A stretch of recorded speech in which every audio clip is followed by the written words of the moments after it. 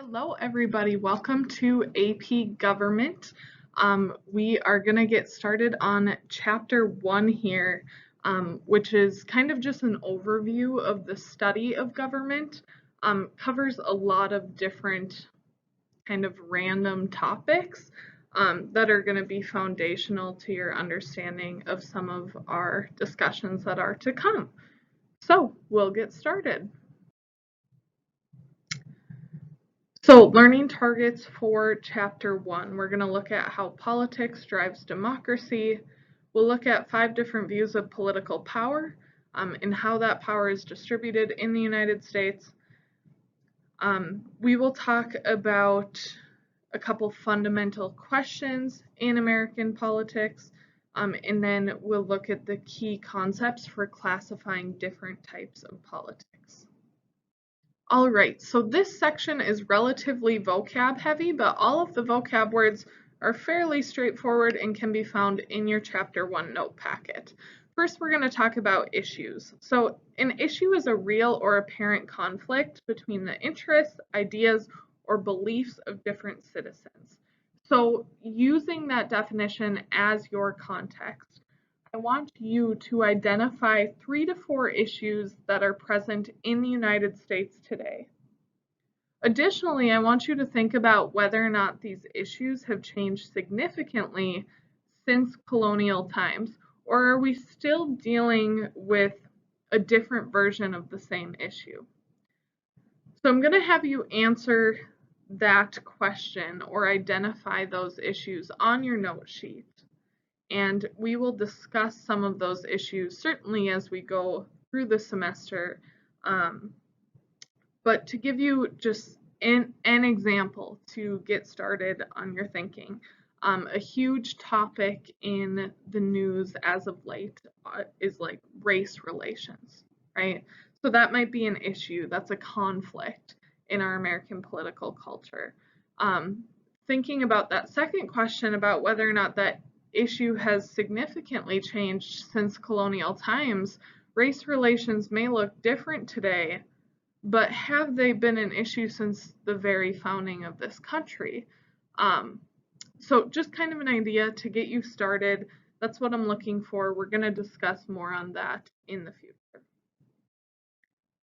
Now, much of this section is about politics. So politics is the activity by which we agitate, so make worse, or settle, so make better, an issue. Now, politics can be messy and can happen in a variety of ways. If any of you have seen House of Cards on Netflix, it came out probably about 5-6 years ago, and it's a political drama. And many of the different types of politics are demonstrated in that show, in particular by the leadership in the House of Representatives. So if you're looking for a new show to watch, I suggest at least the early seasons of House of Cards are very good. So number one way that we can do politics is through negotiation, right? So negotiation is a process of discussing the issue at hand and then compromising, right? Finding some middle ground between either side of that issue. Additionally, you can argue over an issue, right? Argument. So argument in a more formal sense would be what our representatives do when they go on the floor of the Senate or the floor of the House of Representatives and they give a passionate speech for their cause, their belief on that issue. You also have discussion, right? So discussion, I more so think of the behind the scenes meetings and conversations that are taking place about an issue before it maybe formally hits a committee or the floor of the House of Representatives, so on and so forth.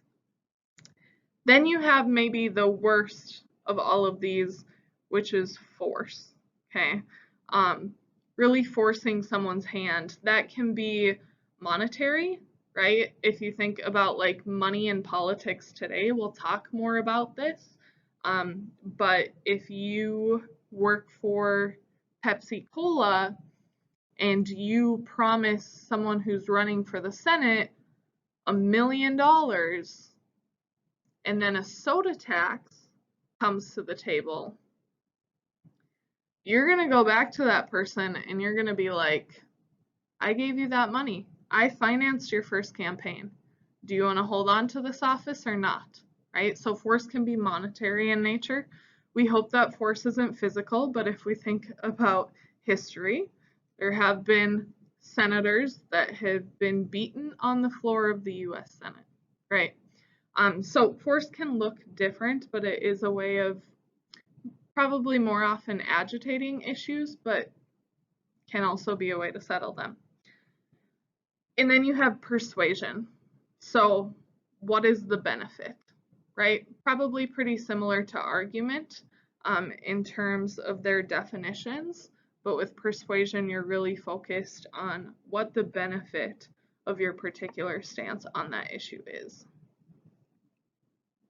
So we have kind of a general review of each of those right here. All right, as I said, this section's kind of vocab heavy, so I got 3 more vocab words for you. First, we have power, which is the ability of one person to get another person to act in accordance with their wishes. Then we have authority, which is rightful power, right? So rightful power can vary from time to time, from country to country, but kind of the public consensus is that that person deserves that power, right? And so that is authority. Then we have legitimacy, which is political authority that is conferred by a law or a constitution. So that rightful power is like physically written down somewhere in like a constitution, right? So Congress can assert their authority because the Constitution gives them legitimacy, right? Legitimacy to make laws, to declare war, all of those things that are written out in Article 1 of the Constitution, those formal powers. The president, likewise, can find some of their power within the Constitution as well. Their power to issue executive orders and write treaties, and so on and so forth. Now, thinking about the relationship between these 3 vocabulary words, our Constitution is a source of legitimacy, right? It's our source of political authority. It's the document that we look back to. So the Constitution, which is a source of legitimacy, gives a body, whether that be Congress or the president or the courts, the authority to take action in certain situations, right? So that position of authority then gives them power, right? It makes the rest of us compliant to their wishes.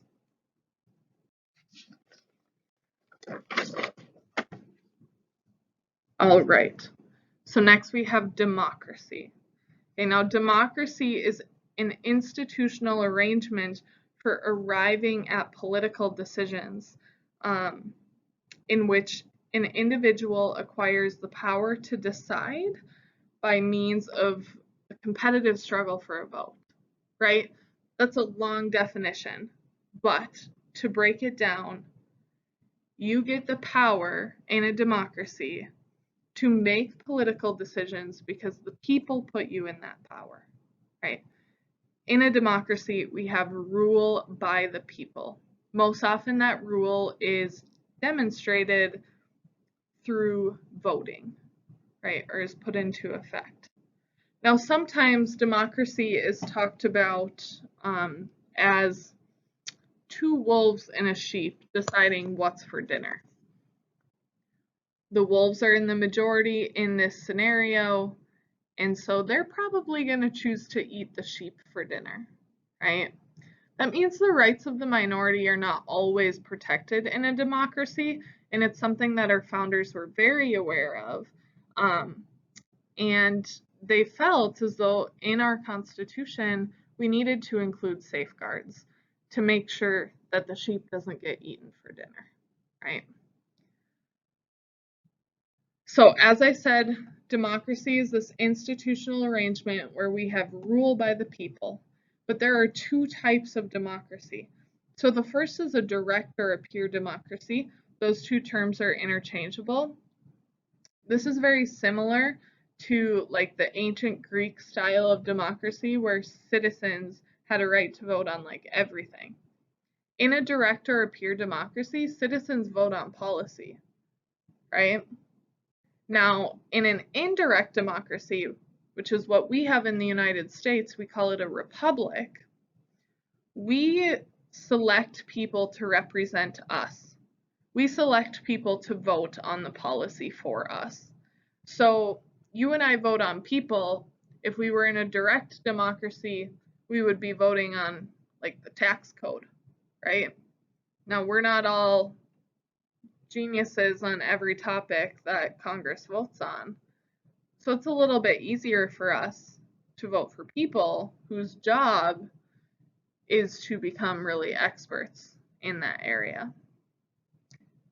Now, in terms of how power is divided in our democracy, there's a few different theories that we can look at.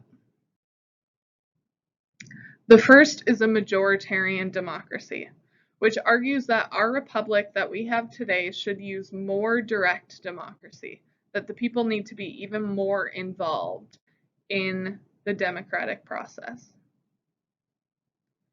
Now, there's some examples of majoritarian democracy in really state politics.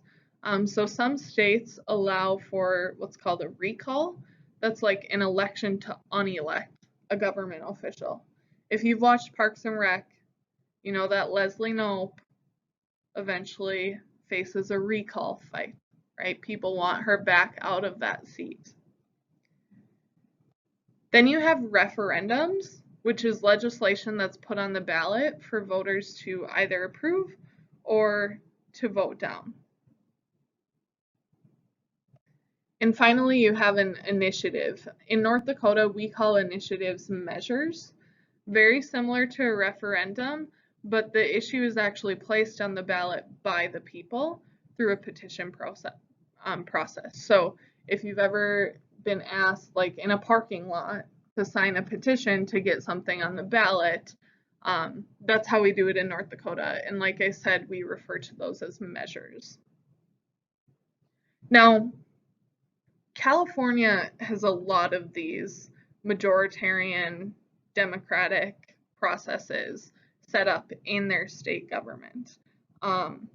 They have propositions, which is basically their term for a referendum, where many legislative choices are put on the ballot for the people to get the final approval. So the state legislature might pass something and then the people have to vote yes or no on it after the legislature does.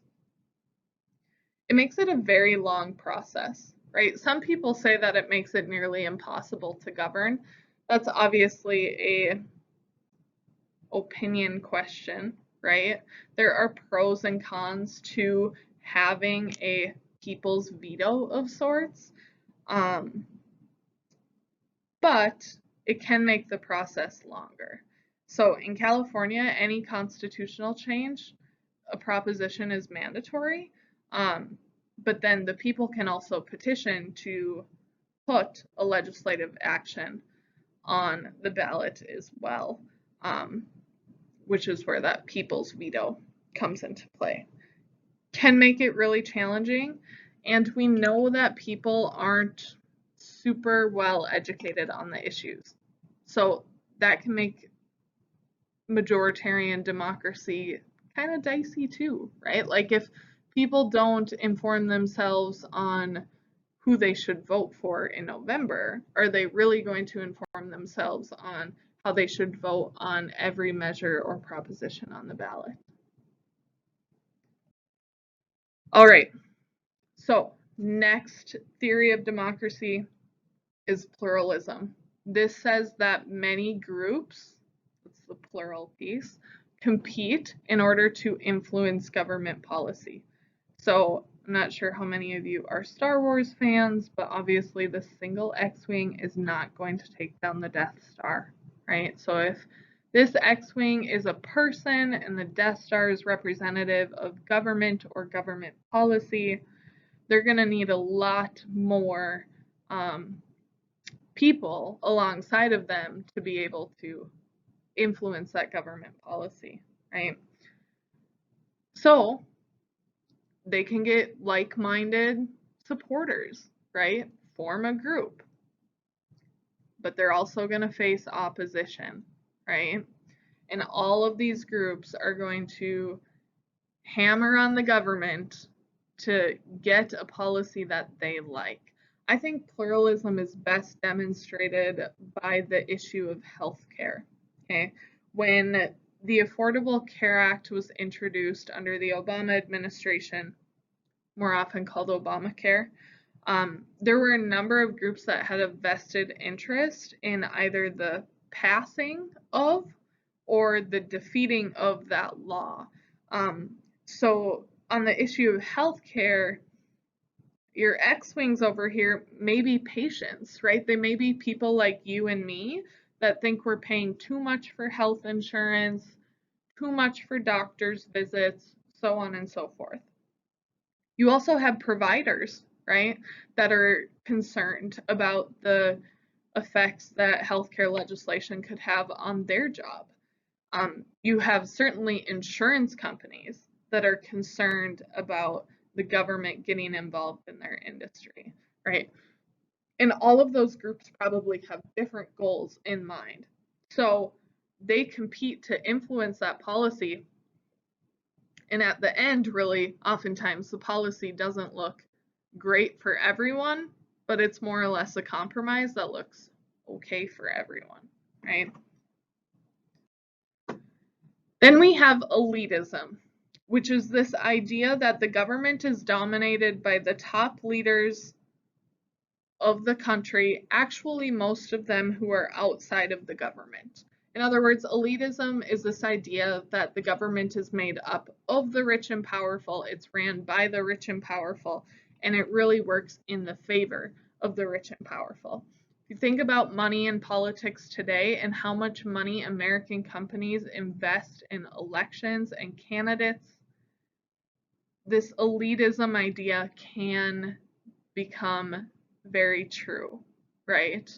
Like if insurance companies, going back to that healthcare example, are really pumping money into making healthcare policy in the United States what they want it to be, the people with money may be heard louder than the people who don't have money, right? Who can't invest time and money into that effort. And so that's a concern, right? All right, then we have hyperpluralism, which is just like pluralism, but more extreme, okay? This is where many groups are competing to influence policy, but they are so strong that they really make the government unable to function. Okay, I'm going to compare this to grocery shopping. So you go grocery shopping with your, like a little kid, right? Maybe some of you have younger siblings. This can be how it goes, right? So it's the parents' job to provide good meals for their children, right? Healthy meals. But what if the kids become more powerful than the parent, right? You have like the kids that are like, I want this, I want this, I want this. And sometimes this is how it can go, right? So they say, I want Count Chocula. And you're like, okay, you can have one thing, right? That's not healthy. But then they know what they can get away with and they want another box of cereal and another box. And then they start to throw a fit when you don't get them the fourth item that they want, right? And then they just keep throwing a fit. And by this point, the parent is like, oh my gosh, like, stop. This is embarrassing. so on and so forth. So they just satisfy the needs of the kid, right? Or the wants, rather, not the needs. And so, likewise, the government can just cave under the pressure of interest groups. It can make it nearly impossible to make good policy and to make the right decision when interest groups have so much money and power in government. Okay? And then we have the bureaucratic theory, which is the idea that the government is really dominated by the appointed officials. Okay? There are 2.8 million people who work for the federal bureaucracy. We will talk extensively about that in future units, but a lot of decisions are made by these people that never have to be voted into office, right? You think of like the head of the Department of Education, Betsy DeVos, right? She gets the budget from Congress, and she can essentially decide how to allocate that money, and how you allocate money can have a huge effect on education policy nationwide. And it's nothing that the voters, that you and I, ever had a say in. Okay. So, I want you to think about how political power is actually distributed in America. Of these 5 theories, which one do you think is most true, right? I've provided you with an example of sorts for each of them, so we know that most of them are probably true to some degree, but which one really stands out to you? How do you view our politics? Okay. Now, there are a couple of other questions here that I want you to think about. These are talked about in the book as well. So, like, what values do you think matter most in American democracy?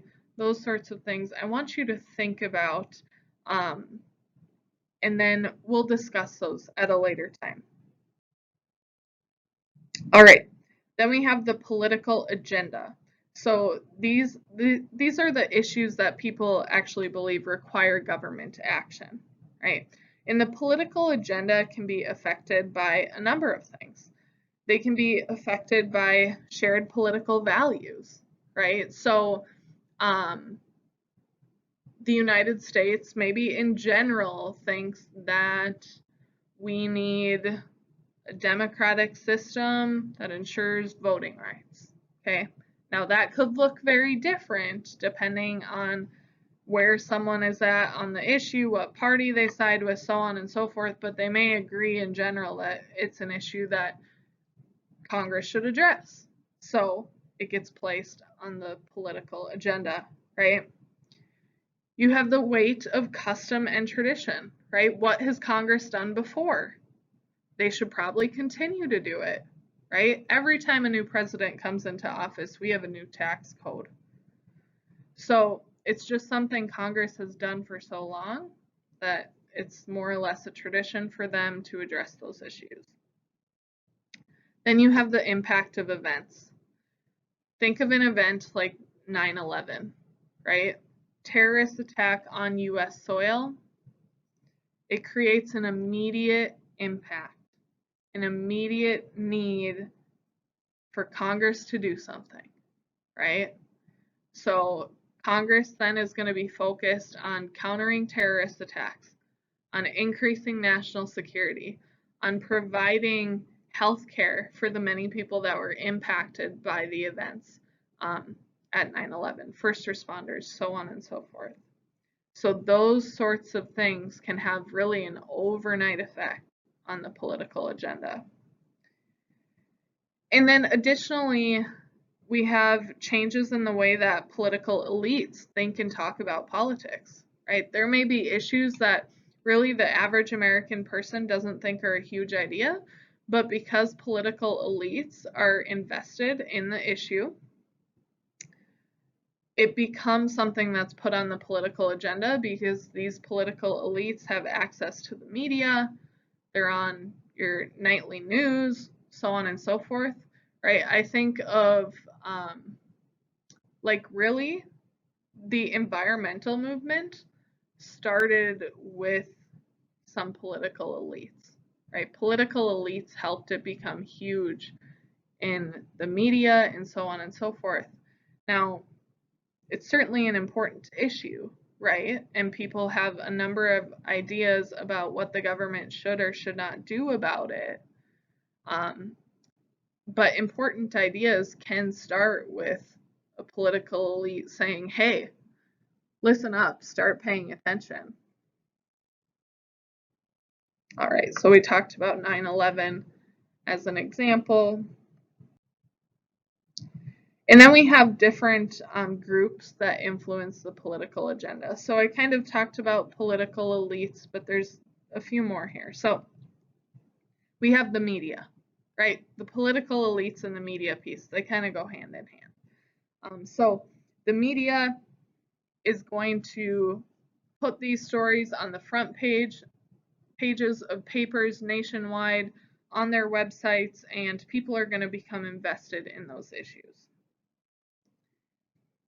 Then you have government institutions, right? The courts, the bureaucracy. They go to Congress and they say, hey, this is something that isn't working for us that we think you need to change. You have different groups, right? Interest groups, political parties, so on and so forth, right? Industries, business owners that come together and say, this is a problem for us. And then you have actions by the states. For example, marijuana legalization has been an action that has been taking place at the state level every election for like the last 10 years, right? More and more states make it legal. And so it's going to eventually become a federal issue and an issue that the federal government needs to address because states who have legalized marijuana are technically in violation of federal law. So eventually the federal government's going to have to take a look at that, and they may look at it and say, hey, a lot of our states are legalizing this, so we know that people support this, and maybe we need to change the federal law, right?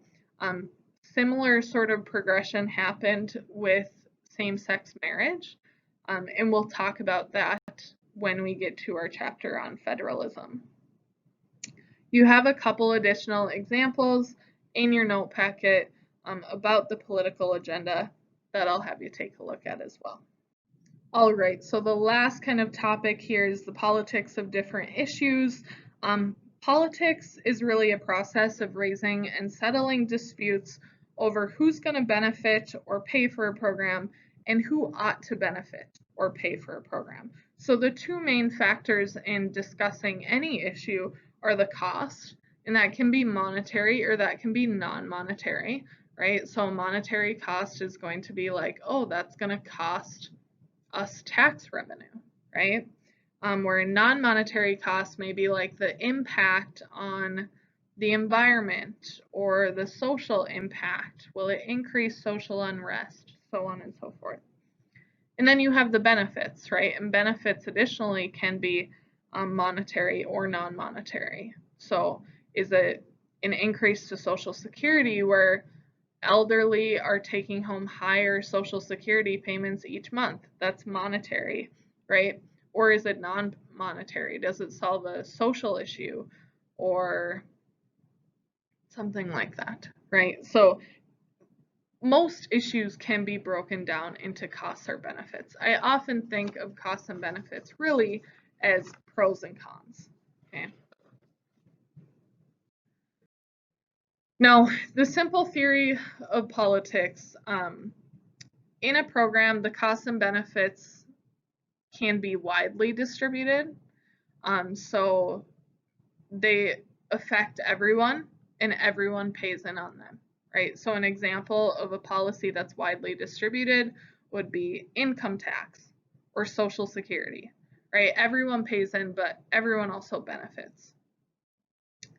Costs and benefits can also be narrowly distributed. This is actually a picture from I went to Ireland on my honeymoon, and the roads are quite a bit smaller than they are in the United States. So, very narrow road here, more or less. An example of a policy that's maybe narrowly distributed would be something like farm subsidies, right? Only farmers are going to qualify for those payments.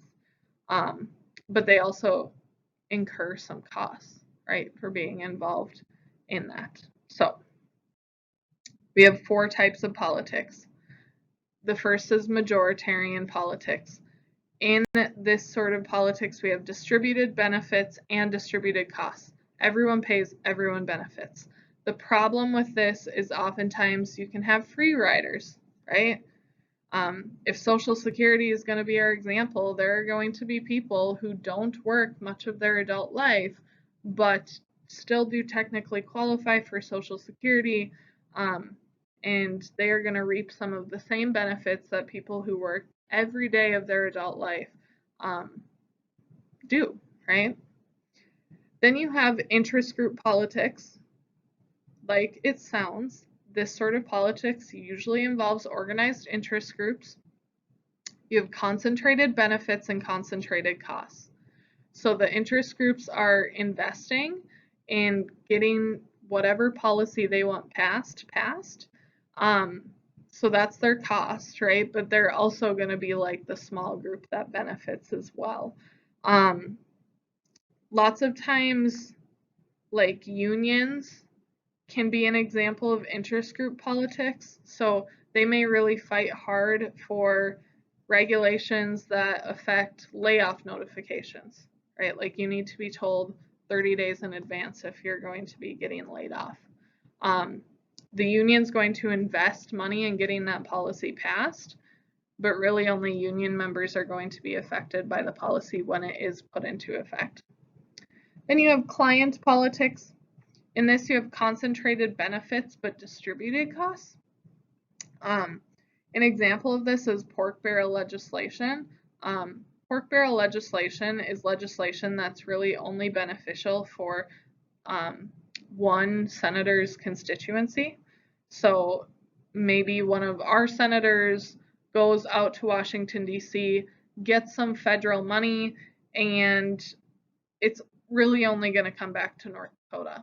And oftentimes pork barrel legislation is used as a re-election tactic, right? Like, I did this for you, re-elect me, right?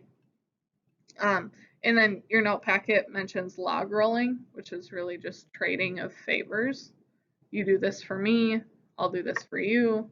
You vote yes on this policy, I'll vote yes on your policy that you want passed, so on and so forth. One example of client politics could be like farm subsidies again, right? Because farm subsidies are paid by federal tax dollars, so everyone is incurring those costs, but really only a small group benefits. And then you have entrepreneurial politics where you have distributed benefits and concentrated costs. So we have people that we refer to as policy entrepreneurs. Basically, they invest their time and money into passion projects, more or less, things that they're really concerned about and that they want addressed by our government. So like environmental protections really started as entrepreneurial politics, where policy entrepreneurs who were invested in the issue started throwing their time and money towards Congress to get some environmental regulations passed, and eventually they are successful, and the benefits are really distributed, right? Because if the environment is better for them, it's better for us too. Ralph Nader, he ran for president years ago, was a third-party candidate that actually got a ton of the popular vote.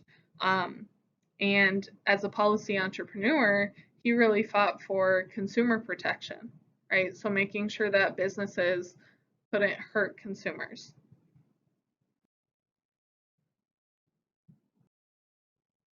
All right, so last slide here is on policy dynamics. Issues can remain stable over time. They can also change a little or a lot. They can change slowly or quickly, right? There are things that are done by Congress in what seems like overnight, and there are issues that take years and years and maybe even decades to solve, right? Maybe even centuries. So it really depends on the issue, how fast moving it goes through Congress.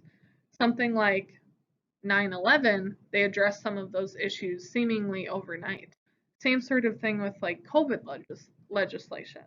Um, there's really no typical path for policy, um, but most major social legislation is going to reflect majoritarian politics, where everyone pays but everyone benefits. All right, that's chapter 1. Let me know if you have questions.